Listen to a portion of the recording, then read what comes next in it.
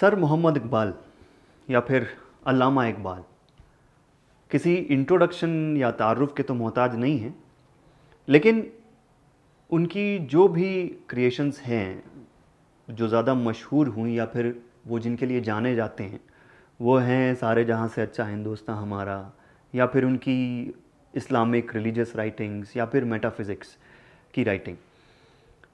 लेकिन बहुत सारा कुछ उन्होंने ऐसा भी लिखा है जो आम पब्लिक से छुपा हुआ है अभी तक।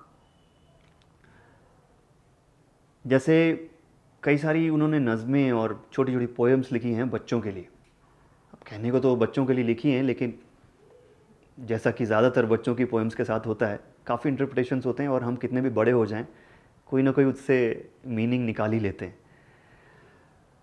एक ऐसा ही पोएम है, उसका उन्वान यानी टॉपिक है एक गाय और बकरी। और इससे बड़ा ज़ाती नाता है मेरा, बड़ा पर्सनल रिलेशन है, बिकॉज़ जब मैंने पहली बार ये सुना था तो मैं उस वक्त तकरीबन 4 या 5 साल का था, और मेरे जो बड़े मामू हैं उस वक्त आर्मी में थे और बहुत शौक़ रखते थे पोइट्री का, और अल्लामा इकबाल के बहुत बड़े फ़ैन हुआ करते थे। उन्होंने मुझे सुनाई थी और तब से एक अक्स बना हुआ है ज़हन पे इस नज़्म का। तो वो कुछ यूँ है कि एक चरागाह हरी भरी थी कहीं, थी सरापा बहार जिसकी ज़मीं। देखिए सरापा भी बड़ा ज़बरदस्त लफ्ज़ है कि सर से लेके पाँव तक का हाल जो है वो कहता है सरापा। तो एक चरागाह हरी भरी थी कहीं, थी सरापा बहार जिसकी ज़मीं। क्या समा इस बहार का हो बयां, हर तरफ साफ नदियां बहती रवां। थे अनारों के बेशुमार दरख्त, दरख्त यानी पेड़, थे अनारों के बेशुमार दरख्त और पीपल के सायादार दरख्त। ठंडी ठंडी हवाएं आती थीं, तायरों की सदाएं आती थीं। तायर यानी चिड़िया। ठंडी ठंडी हवाएं आती थीं, तायरों की सदाएं आती थीं।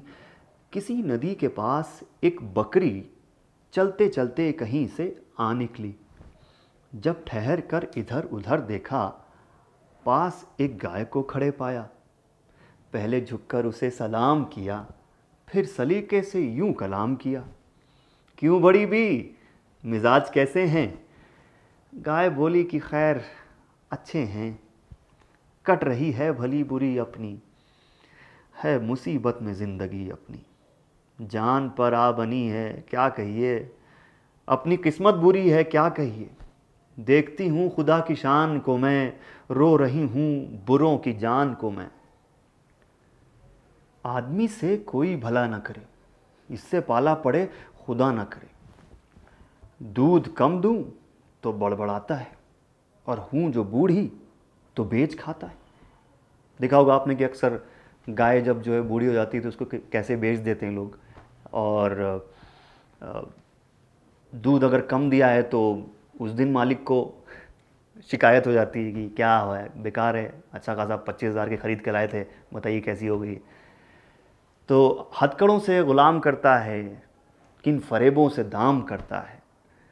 हथकड़ों से ग़ुलाम करता है का मानी ये है कि किस तरह से उसको फंदे में बांध के रखा जाता है, खूंटे में बांध के रखा जाता है, और जब उसको बेचने की बारी आती है किस कदर झूठ बोलकर इंसान उसको बेचता है। हथकड़ों से ग़ुलाम करता है, किन फरेबों से दाम करता है। इसके बच्चों को पालती हूँ मैं, दूध से जान डालती हूँ मैं। बदले नेकी के ये बुराई है, मतलब मैं जो इतना उसको दूध देती हूँ उनके बच्चों को और उनमें जान डालती हूँ दूध के ज़रिए, ये कोई इनकी नज़र में अच्छी बात नहीं है। बदले नेकी के ये बुराई है, मेरे अल्लाह तेरी दुहाई है। सुन के बकरी ये माजरा सारा, बोली ऐसा गिला नहीं अच्छा। बात सच्ची है बेमज़ा लगती, मैं कहूँगी मगर खुदा लगती। कहते ना बात सच्ची है लेकिन कड़वी लगेगी, लेकिन सच है और मैं इसीलिए कहूँगी ज़रूर। तो बकरी ये कह रही है कि बात सच्ची है बेमज़ा लगती, मैं कहूँगी मगर खुदा लगती। ये चरागाह ये ठंडी ठंडी हवा, ये सब जो है, ये चरागाह, ये ठंडी ठंडी हवा, ये हरी घास और ये साया, ऐसी खुशियाँ हमें नसीब कहाँ। ये कहाँ बेज़ुबां गरीब कहाँ, ये मज़े आदमी के दम से हैं, लुत्फ़ सारे उसी के दम से हैं। 100 तरह का बनों में है खटका, वहाँ के गुजरान से बचाए खुदा। मतलब जंगल में 1000 तरह के जंगली जानवर हैं, वहाँ जाके देखो, वहाँ रह के देखो। क्या भूल गई कितने जंगली जानवर होते हैं, कितने ख़तरे होते हैं वहाँ। 100 तरह का बनों में है खटका, वहाँ के ग़िज़दान से बचाए खुदा। कद्र आराम की अगर समझो, आदमी का कभी गिला ना करो। गाय सुनकर ये बात शर्माई, आदमी के गिले से पछताई। दिल में तौला भला बुरा उसने, और फिर सोच कर कहा उसने। यूं तो छोटी है ज़ात बकरी की, दिल को छूती है बात बकरी की। मतलब कहने को तो ये छोटा जानवर है, क्या बड़ी बात कहेगा, लेकिन इसने कह दिया, और बात ऐसी कहा है जो दिल को छूती है। तो यूं तो छोटी है ज़ात बकरी की, दिल को छूती है बात बकरी की। ये है अल्लामा इकबाल, उनकी फ़िलॉसफ़ी और उनकी बच्चों के लिए लिखी हुई नज़्म, जो कि बड़े भी सुन सकते हैं।